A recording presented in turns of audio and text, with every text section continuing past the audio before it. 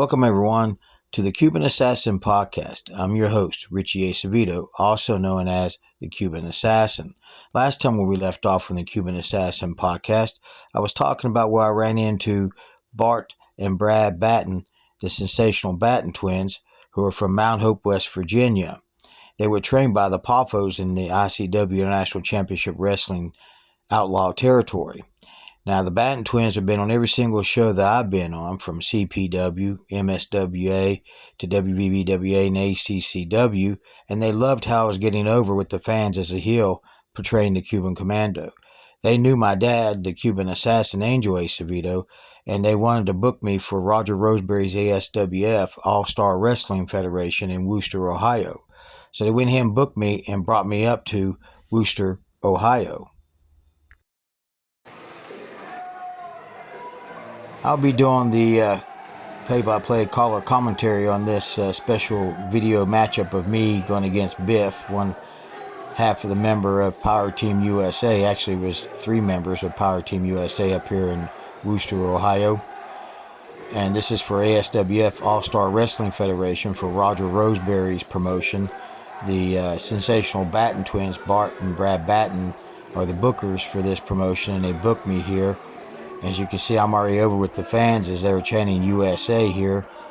Now, the significance of this booking coming up into Wooster, Ohio for ASWF, there were so many bookers that came to this promotion, to Roger Roseberry's event, his wrestling event here in Wooster, Ohio. I would end up meeting Bull Miller, who had the IWA promotion down in Columbus, Ohio. I would end up meeting Laura Zoltan, who was running shows over in Pittsburgh, Pennsylvania at a deaf school, a school for the hearing impaired. As you can see, the fans here are chanting USA, getting behind Power Team USA member Biff, and I'm trying to get the fans to, as I say, shut their stinking mouths, which will become my most favorite saying. And right now you see me and Biff having a collar elbow tie-up here, as Biff is taking me to the ropes here and showing that he's got more strength. Of course he does. He's a much bigger and larger person than me, and I shove him off, and now I'm complaining to the official of him not breaking the hold on the count of 5. I would also end up meeting Gmo, who had the CWA Cleveland Wrestling Alliance that would be up in Cleveland, Ohio, and I also would be meeting Doug Zooks, who had the USWA United States Wrestling Alliance wrestling promotion, also up in eastern northern part of Ohio. And then I would also end up meeting Dave Rock Parsons, who would be running shows in the northern part of West Virginia as well. As you can see, I'm telling the fans to shut their stinking mouths or I'm going to be leaving here, and the official's starting to count as I'm outside the ring here. I get back inside the ring here. Now we hook up again. I take the arm of Biff here, go to the back camera lock. He reverses. I give him a back elbow. I come off and give him a charge off the ropes, a shoulder tackle. He drops down. I step over. I duck his clothesline, grab him around the waist to a waist lock. Then he reverses on me, and then I go for the ropes, and he goes to break off. Shows me in the back there. Now I'm complaining to the official that he's pulled my tights. So as you can see, I'm getting over with the fans here in Wooster, Ohio.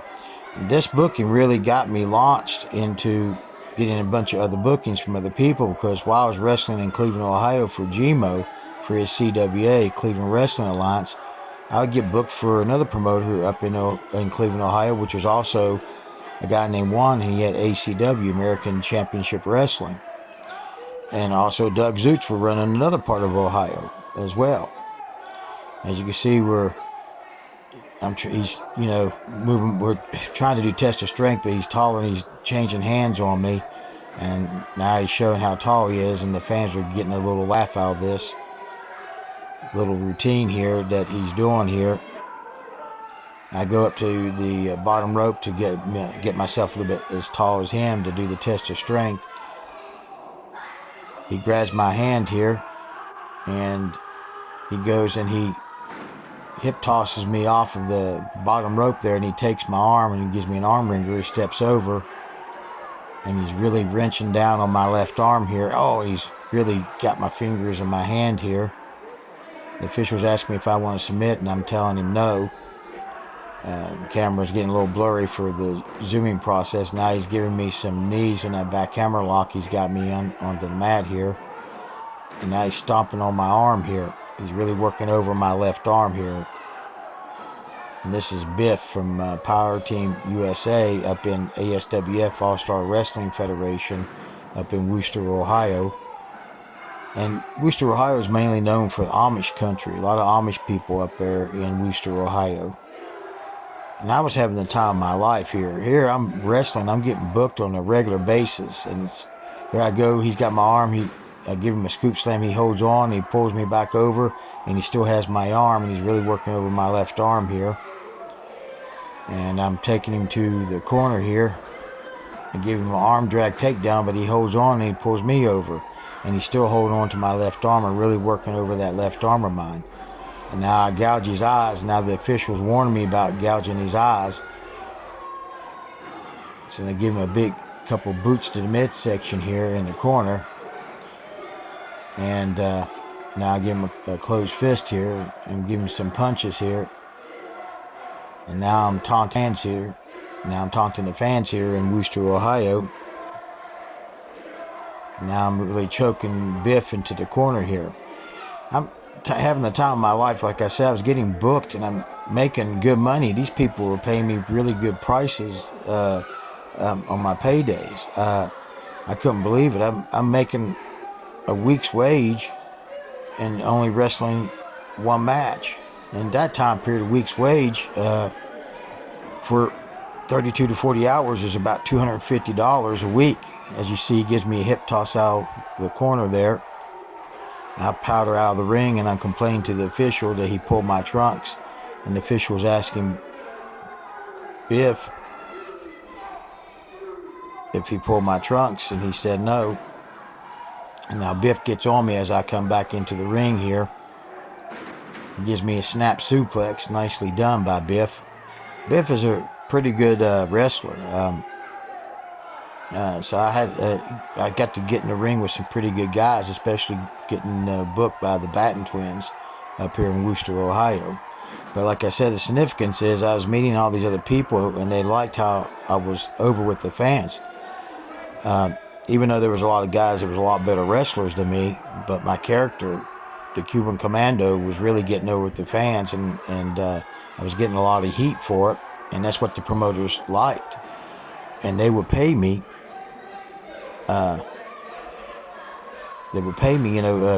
Basically a regular week salary for one match. I'm making between $250, $275 a match, and that's no joke.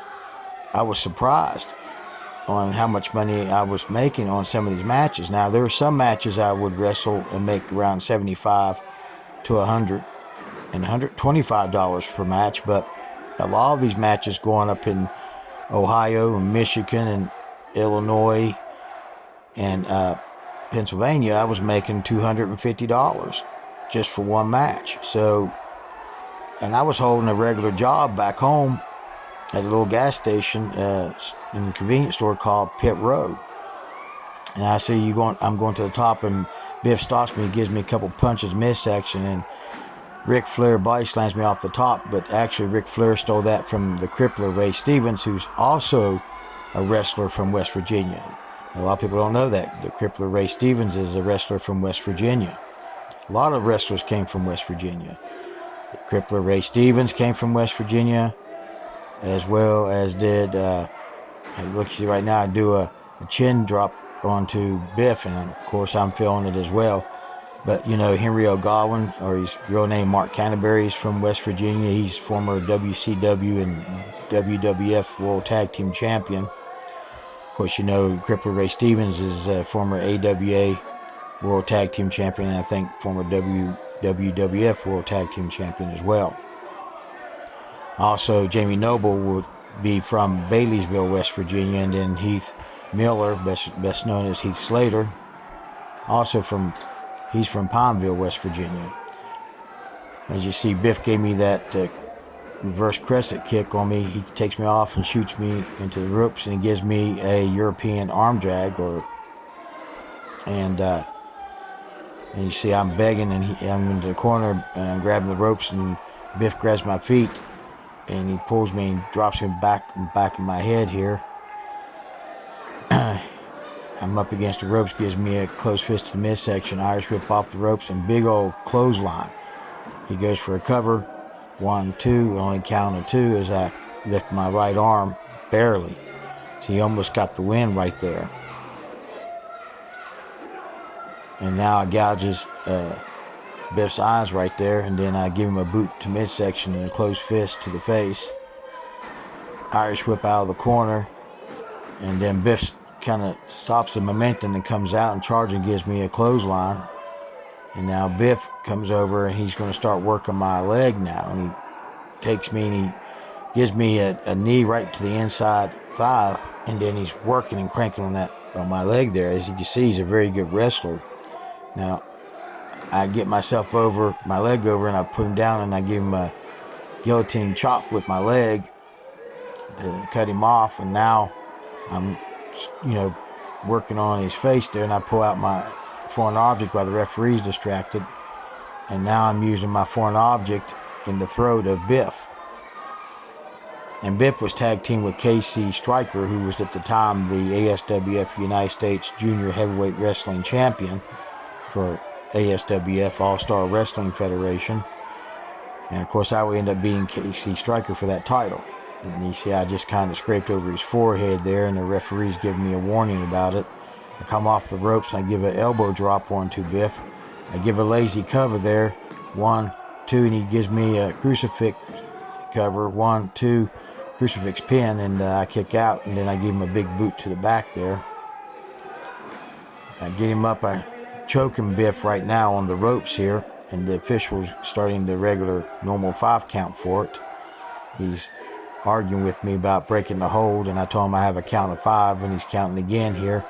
I hit the ropes, I come off, and I land a leg on the back of the neck of Biff into his throat where he's on the rope there, and now I'm choking him again on that metal rope there.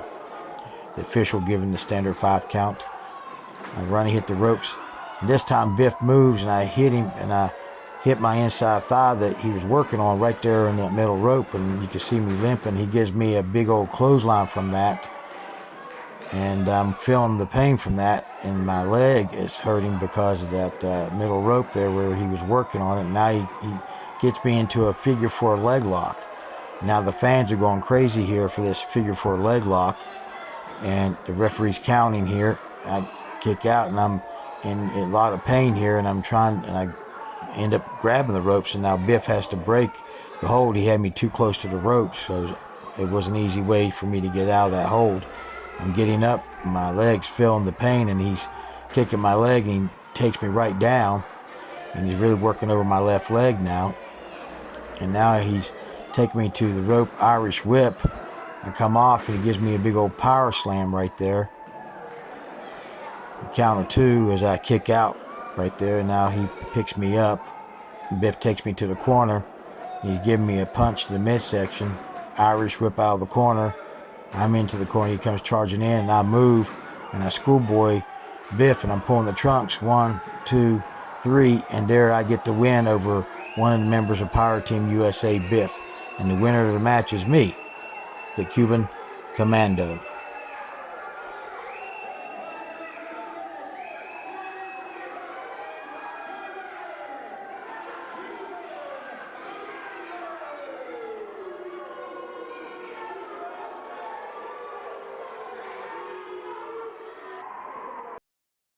Now, while I was up there for ASWF, I would end up beating KC Stryker to become the new ASWF United States Light Heavyweight Wrestling Champion. And while I was wrestling up there for All-Star Wrestling Federation in Wooster, Ohio, I would meet Bull Miller, who was running the IWA, the International Wrestling Alliance, down in Columbus, Ohio. And he would want to book me for his shows down in Columbus, Ohio, for his TV show called Back Alley Brawl. While I was down in IWA, I would beat Chief Don Yellowfish Jr. to become the IWA World Junior Heavyweight Wrestling Champion there. So Bull Miller liked me as the Cuban Commando, and he booked me for his TV show. Main event coming up, you can see making his way down towards the ring is the IWA Heavyweight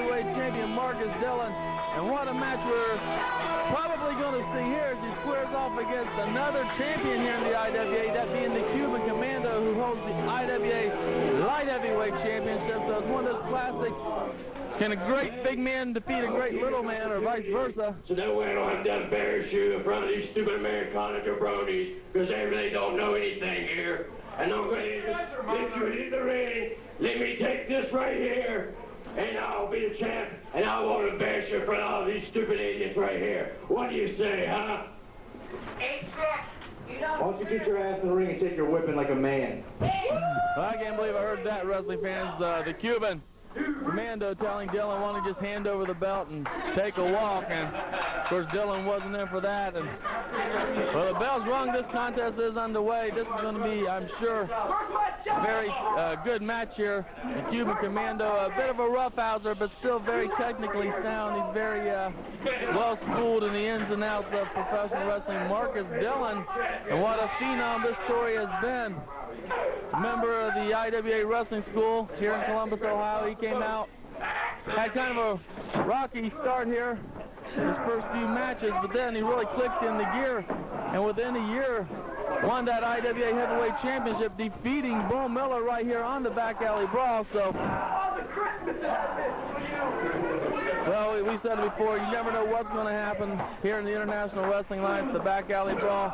Shoulder tackle by Dillon sends the smaller Cuban Commando down to the canvas. Cuban trying to tell the referee, Bud Hattery, that Dillon pulled his hair, which I don't believe is the case. You just like a good set of hair, you don't. Now the Cuban telling our fans here in our TV studio that they're just jealous because he has hair and they don't. Kicked by the Cuban. This jabroni ain't nothing, huh? Well, the Cuban doing a lot of talking here in the opening few moments of this contest, and that could prove to be a big mistake against a man with the skills of Marcus Dillon, a swinging neck breaker by the Cuban. Count of one, count of two, and Dillon able to get that shoulder up off the canvas. Obviously, though, that neck breaker took a lot of steam out. I mean, the Cuban going to the eyes. And while it's obvious that Dillon spends his fair amount of time in the gym building up that body and his wind and endurance, there's nothing you can really do to prepare the eyes for an attack. I know it hurt me too. The Cuban here in the first few moments, we're only about 3 minutes into this contest, has really been dominating Marcus Dillon. And while the Cuban's been doing some rough stuff, it's been pretty much all legal maneuvering. Cuban dropping that leg.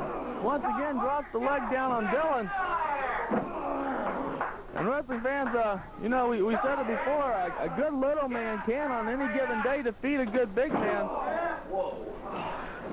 And I think the Cuban's out to prove it here. Count of 1, 2, another near fall for the Cuban Commando as Dillon's able to once again get that shoulder up off the mat. That is Cuban with a kick with the flat of the foot, which is actually not an illegal maneuver. You are not allowed to kick with the toe of the foot, but the flat of the foot is legal. And the Cuban unloading a chop to the chest of Marcus Dillon, followed by another. A lot of exciting things happening here in the IWA, even as we speak. A lot of great feuds going on. Want to make sure you wrestling fans tune in next week for the Back Alley Brawl, when we'll be seeing returning to action none other than the Doinkster. Also, you're going to see the IWA World Tag Team Champion Suicide Solution. The Riot Squad, I believe, is supposed to be here, and a whole lot of other great action next week, so be sure to tune in. We may be seeing the new IWA champion, should the Cuban Commando be able to defeat Dillon here this week on the Brawl. Into the ring. Ropes there, Dillon with the clothesline. Now Dillon's setting up for something here. Hits the ropes. Hits the far side. Now Dillon clowning a little bit. Apparently at this point he thinks he has his match pretty well underhand. Count of two, and that's all he was able to get. Maybe Dillon needs to quit clowning a little bit and take care of business, as this Cuban Commando is a rough, tough individual, and he's knows the ins and outs of professional wrestling. I can guarantee you that, wrestling fans. And he's not an individual you want to take lightly when you're in the ring with him.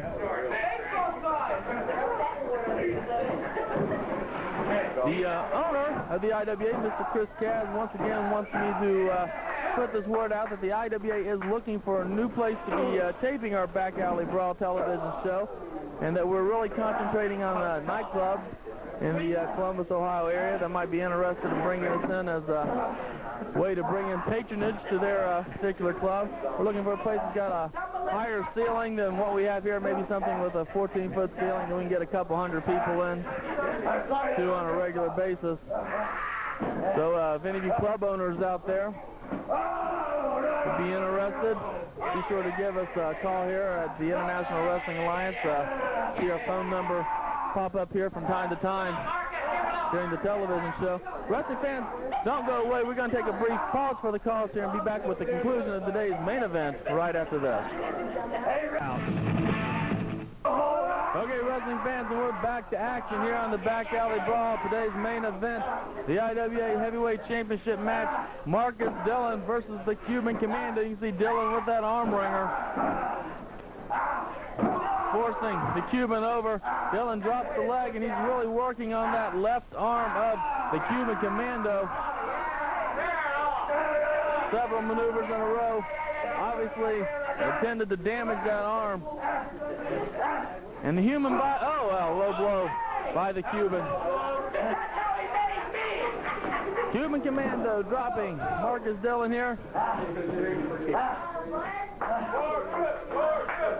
Marcus Dillon, the champion. In all honesty, wrestling fans really hasn't been able to make too much of a offense here during this match against the Cuban Commando. The Cuban knocking up his legs, and he's cinching down, putting a lot of pressure on Marcus Dillon. And what an upset it would be if the Cuban was able to score a victory and take home the IWA Heavyweight Championship. Not only is he giving up a lot of size to Dillon, of course, the Cuban being the light heavyweight champion, and what would it mean should he emerge victorious here today? The Cuban with the figure 4.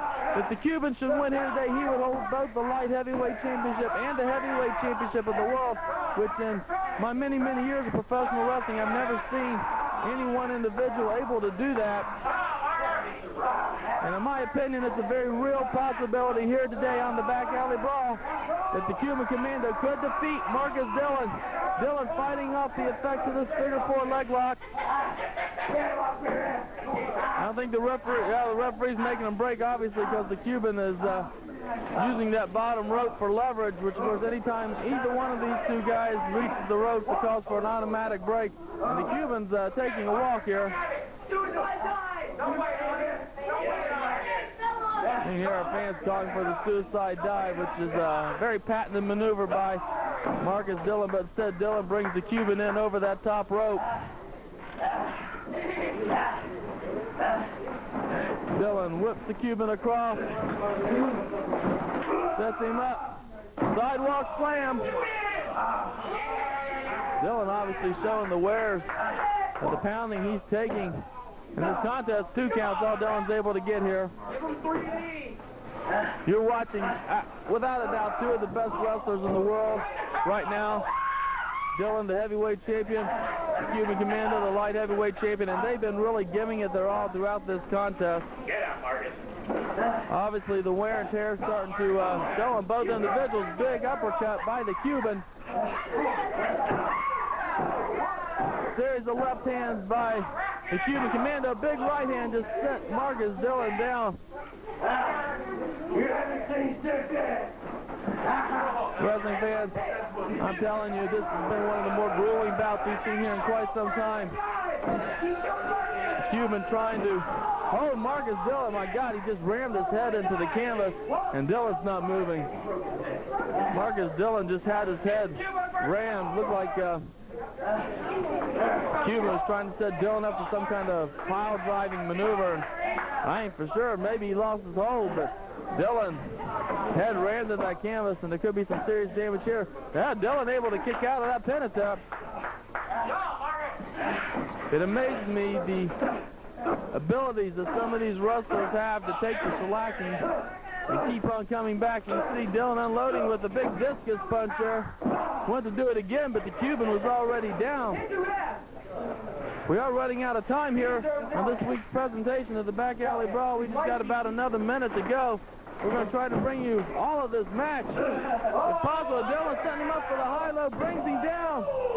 This could be a count of one, count of two. That's all he's going to get. There's the Sheik. And Sheik Abdul Hassan, that's the Cuban tag team partner in Devastation Incorporated, that's at the ring. And of course, that's going to call for an automatic disqualification of the Cuban. But now, Devastation, the Cuban, the Sheik working over both Dylan and the referee, Bud Hattery, is out. They're covering both of them with these flags of theirs. Sheik dropping a leg. Wrestling fans are running out of time here. We just have about 20 seconds, 10 seconds left in our television time.